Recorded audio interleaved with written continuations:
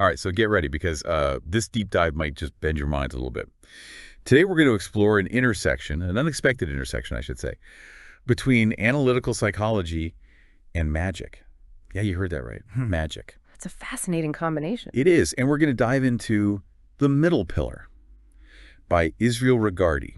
Now, this was a pretty revolutionary book back when it came out in 1938. And Regardie was fascinated by magic and psychology, and he drew some pretty wild parallels between them.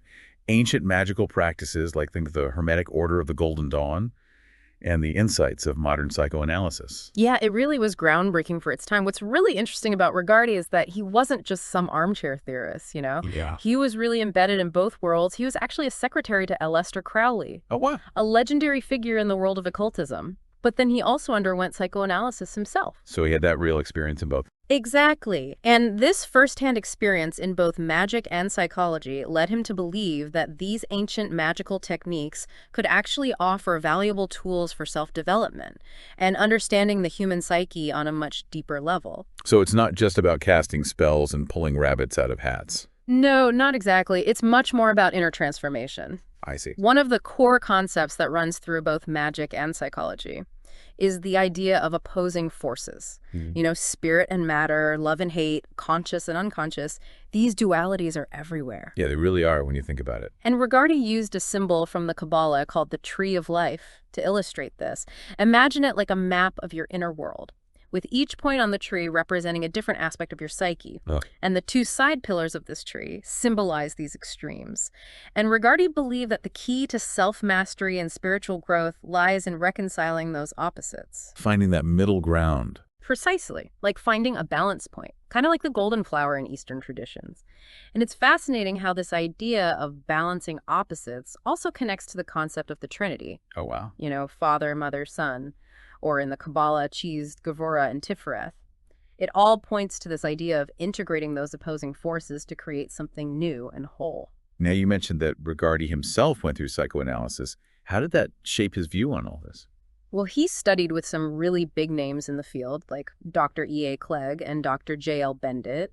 Later on, he even worked with Wilhelm Reich's methods, which were kind of a bridge between traditional therapy and the occult. Wow. So yeah, this journey through psychoanalysis really influenced his belief that it was important for anyone seriously pursuing magical training. That's interesting because you wouldn't necessarily think of magic and psychoanalysis as going hand in hand. Right. But Regardie was adamant that psychotherapy wasn't some brand new invention. He believed that ancient cultures had their own systems for exploring and healing the psyche, and he saw magic as one of those systems. Interesting. Think about yoga, for example, or various meditation practices. They've been around for centuries. Right, yeah. So he saw magic as part of this ancient tradition of inner work. So combining these ancient practices with what we've learned from modern psychology could be really powerful. Exactly. And it raises a really intriguing question. What can we learn from blending this ancient wisdom with modern psychological insights? That's a great question. Now, one of the things that really struck me about Regardie's work was his view of magic. He saw it not as some kind of supernatural force, but as a practical system for activating the creative and intuitive parts of ourselves, the parts that often lie dormant. Yeah. It's not just about analyzing our problems, it's about tapping into a deeper well of potential within us. Exactly. He believed that through magic you could access these deeper levels of the unconscious, similar to what figures like Buddha or Jesus achieved through their own practices. He even went so far as to say that magic could be seen as a systematized path to discovering Godhead, and that this path wasn't just for a select few, but held potential value for everyone. That's a bold statement. So how does he actually connect this idea of magic to the psyche? Well, he uses the Tree of Life diagram we talked about earlier, but he doesn't use it in the same way that Freud or Jung might have. Each of the 10 spheres on the tree, called Sephiroth, corresponds to a different psychological principle. Okay, so walk us through a few of those. What are some of the key Sephiroth, and how do they relate to us? Sure. Let's start with one that might be particularly relevant to you.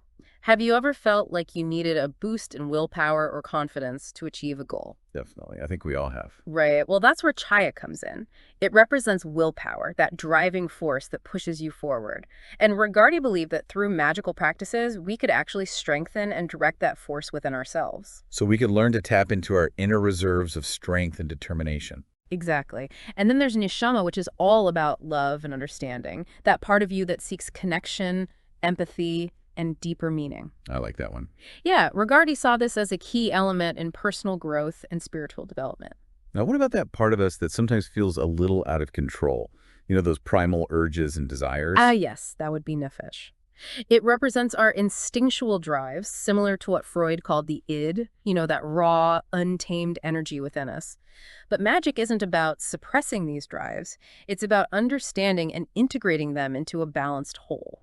So it sounds like magic, according to Regardie, is about bringing all these different parts of ourselves into conscious awareness Ah, and learning to work with them harmoniously. precisely. And at the heart of Regardie's system is an exercise called the middle pillar. It's a foundational practice for both meditation and what he considered magical work. Okay, I'm intrigued. Break it down for us. What is the middle pillar all about? Think of it as a technique for generating and directing your own psychic energy, a way to cultivate greater self-mastery. Wait, so you're saying we can actually learn to direct our own energy, like consciously? That's the idea. It might sound a little out there, but Regardie was adamant that it was possible, and he provides very specific instructions on how to do it. Okay, I'm hooked. Tell me more. What are the steps involved? Well, the basic steps involve visualizing spheres of light at specific points along your body. These spheres correspond to key energy centers, and you vibrate specific divine names while focusing on each sphere. It's a way to awaken and direct the flow of energy within you. So using visualization and sound to kind of tune our inner energy system. Yes, and as you progress, you can even incorporate color visualization and imagine the full tree of life within your own sphere of sensation, which is essentially your aura, that energetic field that surrounds you. Wow, that sounds pretty intense. What's the overall goal of all this? Well, the middle pillar is really about achieving a state of balance and integration. Remember those opposing forces we talked about earlier? Regardie believed that this exercise could help us harmonize those energies within ourselves, leading to greater self-awareness, emotional stability, and even enhanced creativity. It's like creating a symphony of energy within our own bodies. Exactly. Now, before we dive deeper into the middle pillar, I want to circle back to the concept of psychological balance. Regardie pointed out that a lot of people struggle with inner conflict, that feeling of being pulled in different directions. Oh yeah, we've all been there. That internal tug of war between what we want and what we think we should do, or between different parts of our personality. Absolutely. And Regardie saw this as a fundamental challenge in life, one that magic in its own way could help address. He believed that instead of trying to suppress or ignore those conflicting desires, we need to acknowledge and accept them. Trying to deny them only leads to more problems down the road. Okay, so accepting our inner contradictions is the first step. But how do we actually reconcile those opposing forces? How do we find that sense of inner peace? Well, Regardie suggests a three-step process. First, you have to shine a light on that conflict, really understand its nature. What are the specific desires or beliefs that are clashing? Then he recommends taking a deep dive into your childhood memories, looking for clues about where these conflicts might have originated. So a little bit of inner archaeology. Sounds like he's drawing on some classic psychoanalytic principles here. Exactly. The idea is that by understanding how these patterns developed in the first place, we can start to break free from those old limiting patterns. And finally, once you've acknowledged the conflict and explored its roots, the next step is to find a new path forward, one that doesn't involve getting caught in that tug of war. So not giving in to one side or the other, but finding a way to rise above the conflict altogether. Yes, it's about finding that middle way, that balanced perspective that allows you to move beyond the limitations of those opposing forces. It makes me think about those times when I'm feeling indecisive or stuck between two options. Maybe this approach could help me find clarity and make decisions that are more aligned with my true self. That's exactly how Regardie saw it. He believed that by working with these principles, we could develop a stronger sense of self-awareness and make choices that are more in harmony with our deepest values and aspirations.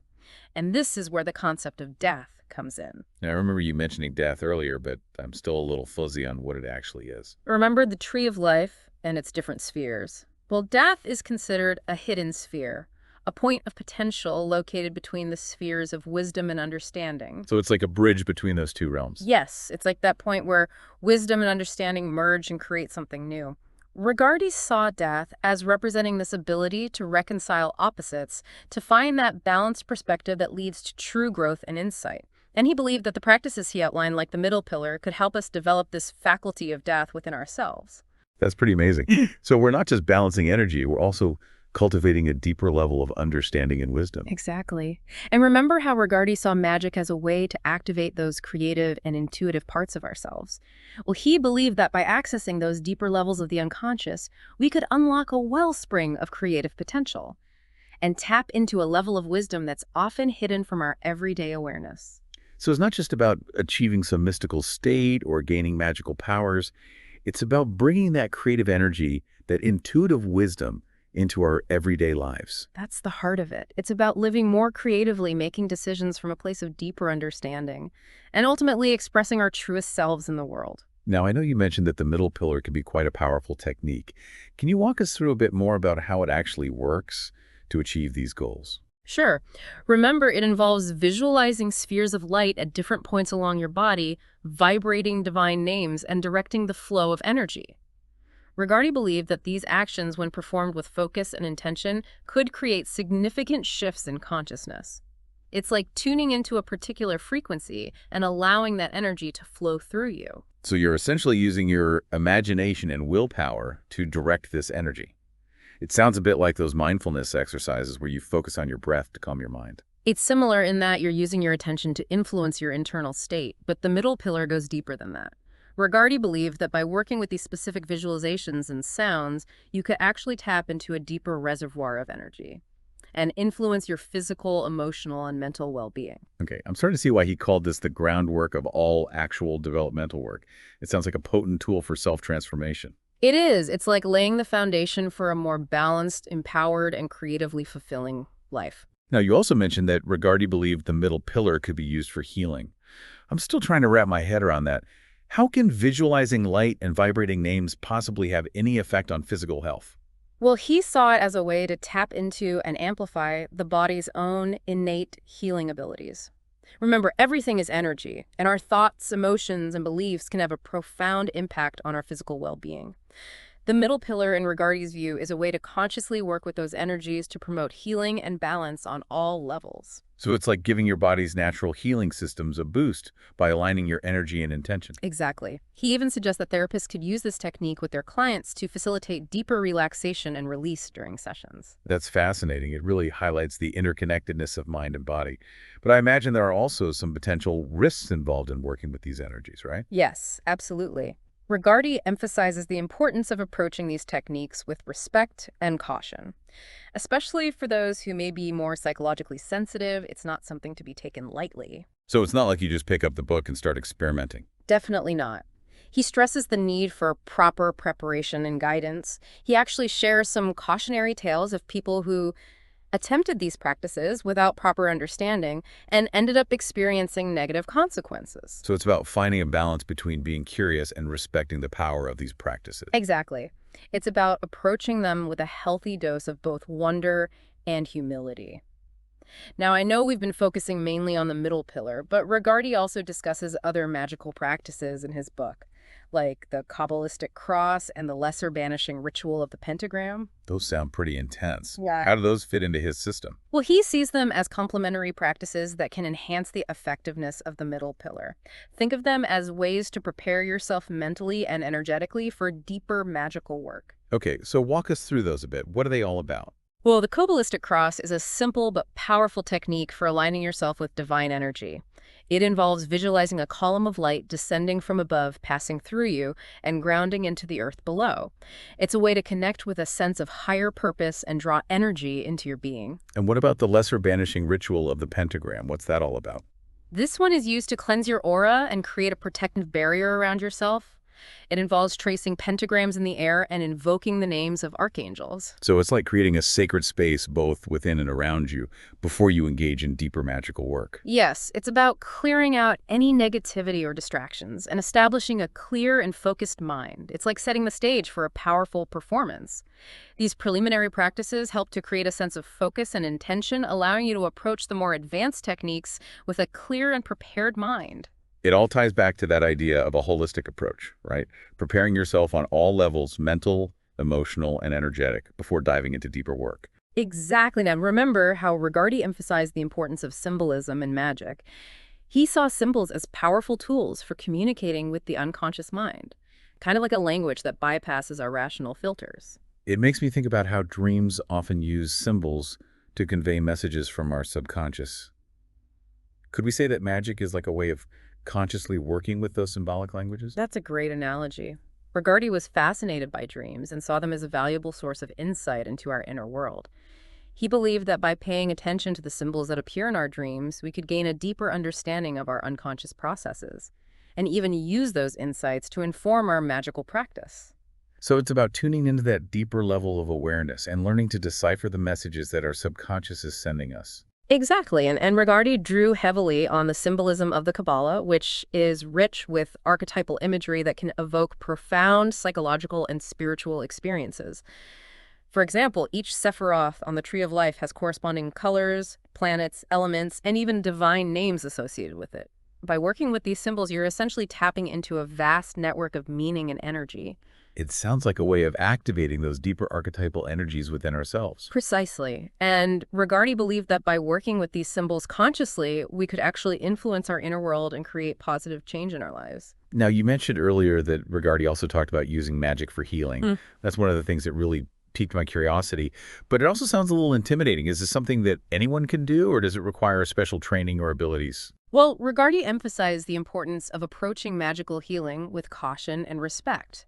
It's not something to be taken lightly or attempted without proper preparation. He also stressed that magical healing should never be seen as a replacement for conventional medicine. It's more of a complementary approach that can work alongside traditional treatments. So it's not about throwing away your medications and relying solely on magic. No, it's about recognizing that healing happens on multiple levels, physical, emotional, and spiritual, and that magic can play a role in supporting the body's natural healing process. Remember, Regardie's view of magic is all about working with energy and intention. In the context of healing, it's about using those tools to clear energetic blockages, strengthen the flow of vital energy, and even address the psychological roots of illness. So it's like giving your body's own healing system a boost by working with those subtle energies. Exactly. He actually outlined several different approaches to magical healing, some more hands-on than others, for example. He describes a technique that combines massage therapy with the middle pillar exercise. So you're actually working with someone's energy field while they're receiving a massage. Yes. The healer guides the recipient into a relaxed state while performing the middle pillar themselves, and then uses gentle touch and visualization to direct healing energy to specific areas of the body. It's like a supercharged energy healing session. That sounds pretty incredible. What are some of the other methods he describes? He also discusses the possibility of projecting healing energy from a distance, focusing on the recipient's well-being without any physical contact. This requires a high level of concentration and visualization skill. So you're essentially sending healing vibes across space and time. Yes, it sounds a little far out, but there's actually a growing body of research on the power of intention and distant healing. And Regardie emphasizes that even when working from a distance, it's crucial to have the recipient's consent and to always act with their highest good in mind. It's a good reminder that ethics are just as important in the realm of magic as they are in any other field. We can't just go around messing with people's energy without their permission or trying to force our will upon them. Absolutely. Regardie was very clear about the ethical implications of magical practice. He believed that true magic is about empowering ourselves and others, not about manipulating or controlling anyone. It's about using these tools responsibly and always acting from a place of love and compassion. It sounds like he was advocating for a very conscious and ethical approach to magic, one that recognizes the interconnectedness of all things and the importance of working in harmony with the universe. Exactly. Now, while Regardie acknowledged the potential of magic for healing, he also emphasized that it's not a cure-all. It's not a magic bullet that will instantly solve all our problems. He saw it as a complementary approach that can support our overall well-being on multiple levels, physical, emotional, and spiritual. So it's about taking a holistic approach to health, recognizing the interplay between mind, body, and spirit. Precisely. And ultimately, it all comes back to that core idea that magic is a tool for self-transformation. It's about understanding the power of our own minds and learning to harness that power to create positive change in our lives and in the world around us. It's about recognizing that we have more agency than we often realize, that we're not just passive victims of circumstance, but active creators of our own reality. Exactly. And while Regardie focused primarily on the Western magical tradition, he also saw the value of other systems like yoga and Eastern philosophy, which offer their own unique perspectives and techniques for achieving similar goals of self-awareness, balance, and spiritual growth.